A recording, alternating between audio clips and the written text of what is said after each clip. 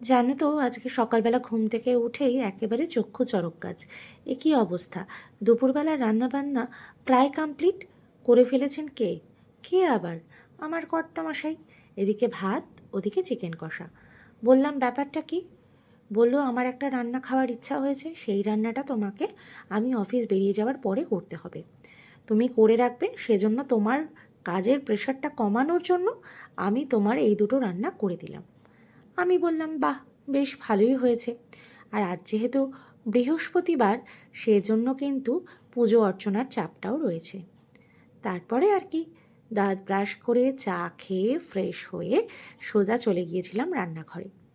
রান্নাঘরে আগের দিনের বাসনগুলো ছিল, সেগুলো যথাস্থানে গুছিয়ে রেখে এই যে এক টাল জামা কাপড় দেখতে পাচ্ছ, এই জামা কাপড়গুলো তুলে এখন রাখবো।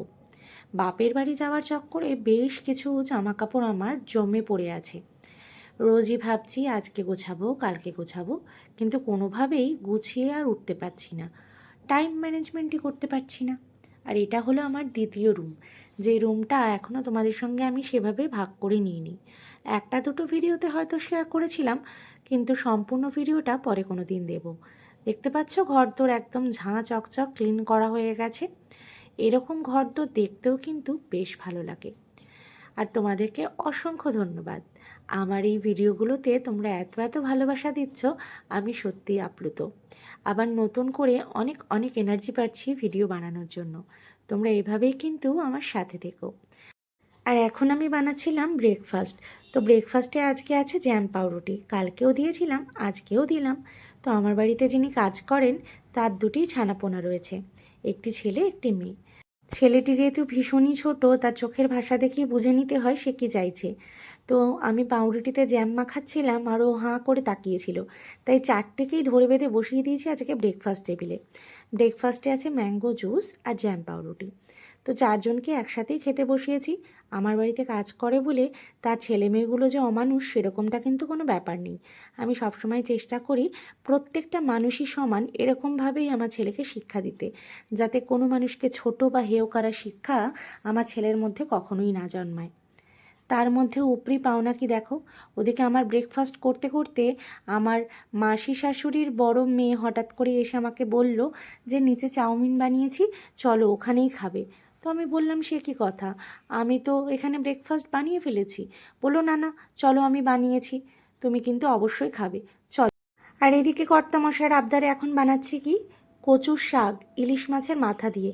গলদঘর্ম অবস্থা একেবারে, দেখতেই পাচ্ছ। স্নান সেরে এসে সবেমাত্র বসলাম রান্নাবান্না কমপ্লিট করে।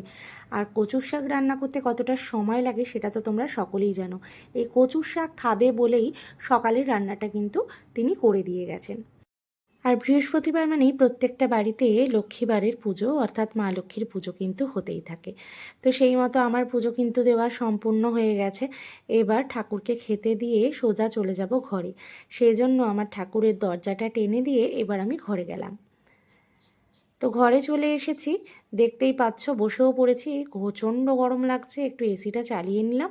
আর ওদিকে দেখেছো পাপানবাবু বড় হয়ে গেছে কিন্তু, নিজে নিজেই চুল আঁচড়াচ্ছে, মাকে আর সেরকম প্রয়োজন হয় না, একা একা স্নানও করতে পারে এখন। তো চুল টুলগুলো মুছে নিচ্ছি এখন খাটে বসে, কারণ প্রচণ্ড গরম লাগছে, সকাল থেকে এত কাজ করতে হয়েছে। আর তারপরে আজকে দুপুরের মেনুতে আছে কচুর শাক, আর সকালবেলা দেখিয়েছিলাম যে মাংস আর ভাত। এর মধ্যে একটা সমস্যা হয়ে গেছে, যে আমার যেহেতু বড় মাসি শাশুড়ি এসেছেন, সেই মাসি শাশুড়ির বড় মেয়ে নিচে বিরিয়ানি রান্না করেছেন, তাই আমার এই সমস্ত রান্না ধরে নিয়ে যেতে হবে নিচে। তারাও টেস্ট করবেন আর আমাদেরকেও বিরিয়ানি টেস্ট করতে হবে। আর নিচে এসেই দেখি গরম গরম বিরিয়ানির হাঁড়ি কিন্তু একেবারে তৈরি হয়ে গেছে। তো আজকে দুপুরের মেনুটা কিন্তু জাস্ট জমে যাবে। কচুর শাক দিয়ে ভাতটা খেয়ে তারপরে বিরিয়ানি দিয়ে লাঞ্চটা আজকে সারবো। আবার তাহলে তোমাদের সঙ্গে সন্ধেবেলায় দেখা হচ্ছে। এখন ঘড়িতে সময় প্রায় সন্ধে 6টা। লাইটটা জ্বেলে আর সুন্দর করে পরিপাটি করে ঘরদোর কিন্তু গুছিয়ে নিয়েছি আবারও। আর ব্লিঙ্কিট থেকে অর্ডার দিয়ে দিয়েছিলাম দুটো ঘরের নতুন জিনিস, বলতে পারো ঘরের নতুন অতিথি। দেখে আশা করছি অনেকেই বুঝতে পারছো, আবার অনেকেই হয়তো বুঝতে পারবে না। আমি অবশ্য একটু টেনশানেই আছি যে প্রথমবার এরকম একটা এক্সপিরিয়েন্স আমি করতে চলেছি। যদিও বা এই জিনিস দুটো আনার জন্য প্রথমে কর্তামশাইয়ের কাছে ভীষণ পরিমাণে বকা খেলাম। তিনি তো ভেবেছিলেন জ্যান্ত গাছ আনিনি, তিনি ভেবেছিলেন প্লাস্টিকের গাছ হয়তো আমি কিনে নিয়ে এসেছি দাম দিয়ে, সেই জন্যই আমাকে অনেক রকম কথা শুনতে হলো। তো যাই হোক, তারপরে দেখতে পেলেন যে একটা জ্যান্ত গাছ নিয়ে এসেছি, তারপরে আর কিছু বলেনি। কাদের কাদের এরকম এক্সপিরিয়েন্স আছে ব্লিঙ্কিট থেকে এই সমস্ত কিছু কেনার, অবশ্যই কিন্তু কমেন্টে জানিও। আর সকাল থেকে আজকে একেবারে সন্ধে অবধি তোমাদেরকে সাথে নিয়ে কিন্তু আমি অনেক গল্প শেয়ার করলাম। পরবর্তী দিনে আরও গল্প হবে। ততক্ষণ তোমরা সকলে ভালো থেকো।